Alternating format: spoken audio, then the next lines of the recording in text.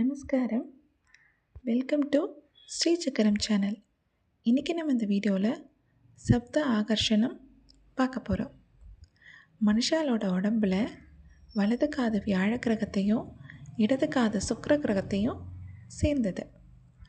சப்த ஆகர்ஷணம் அப்படின்னா எங்கோ பேசும் பேச்சுக்கள் நாடு விட்டு நாடு, கண்டம் விட்டு கண்டம், நாட்டின் ஒரு மூலையில் அமர்ந்திருக்கும் மனுஷாலோட காதில் கேட்பதே ஆகும்.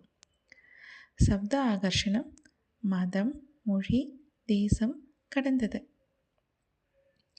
சில மனுஷாளுக்கு தூரத்தில் நடக்கும் நிகழ்ச்சி, செய்திகள் கேட்கும் திறன் பிறவியிலேயே அமைஞ்சுடுறது. இந்துக்களில் கர்ணயக்ஷினி, வாக்குவால இந்த தேவதைகளை உபாசனை செய்கிறவாளுக்கு இது சீக்கிரமே சித்தியாயிடும். சப்த ஆகர்ஷண மந்திரம் ஜபம் செய்கிறவாளுக்கும் இது சீக்கிரமாக சக்தியாகும். இந்த சப்த ஆகர்ஷண சக்தியை பெறும் வழியை இனி நாம் பார்க்கலாம். நல்ல வெண்மை நிறம் கொண்ட வலம்புரி சங்கம் வாங்கிக்கோங்க. இதில் வெடிப்பு, கீறல் இல்லாமல் பார்த்துக்கோங்க. மேலும் இச்சங்க கையில் அடக்கமாக இருக்கிற மாதிரி வாங்கிக்கோங்க.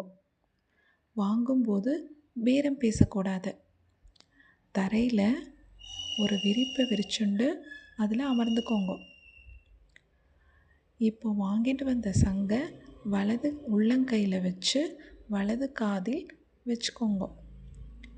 அப்போது சங்கின் மேற்பகுதி காதின் மேற்பகுதியில் இருக்கும்படியும் சங்கின் கீழ்ப்பகுதி காதின் கீழ்ப்பகுதி இருக்கும்படியும் வைக்கணும். கண்களை மூடிண்டு மனதை ஒருநிலைப்படுத்தி நம் கருத்தை வலது கையில் வச்சுருக்க சங்கு மேலே வைக்கணும். முதல்ல கரகரவென்ற ஒலி மட்டுமே கேட்கும். உங்கள் கருத்தை எந்த ஊரில் எந்த நபரின் மீது வைக்கிறீர்களோ அவளை மனசார நினச்சிண்டு அங்கே நடைபெறும் பேச்சுக்கள் காதில் விழறதா தியானிச்சுக்கணும். முதல்ல அமைதியாக 15 நிமிடங்கள் பயிற்சி செய்ய வேண்டும்.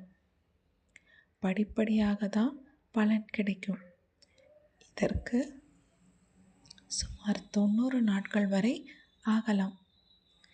எனவே சங்கை காதில் வைத்தவுடனேயே சக்தி கிடைக்கும் என எதிர்பார்க்கக்கூடாது. சங்கை எந்த திசை நோக்கி அமர்ந்தோ காதில் வைக்கலாம். நமது உடலில் 72,000 நரம்புகள் உள்ளன. நாம் 21,600 முறை சுவாசிக்கிறோம். ஒரு மந்திரத்தை நாளாவட்டத்தில் சுமார் 1,00,000 முறை சொன்னால்தான் நமது உடலில் உள்ள நரம்புகள் மற்றும் சுவாசத்தில் அது பதியும். அதன் பிறகுதான் அது புறத்தில் தொடர்பு கொள்ளும். சரி வாங்கோ, இப்போ அந்த மந்திரத்தை நம்ம பார்க்கலாம். ஓம் ரீம் ஆகர்ஷய ஆகர்ஷய சப்த ஆகர்ஷினி ஆகர்ஷய ஆகர்ஷய பாவா ஸ்வாஹா. மேலே சொன்ன வழிமுறைகள் படி அந்த மந்திரம் உங்களுக்கு சித்தியாச்சுன்னா கமெண்ட்டில் சொல்லுங்க. நன்றி.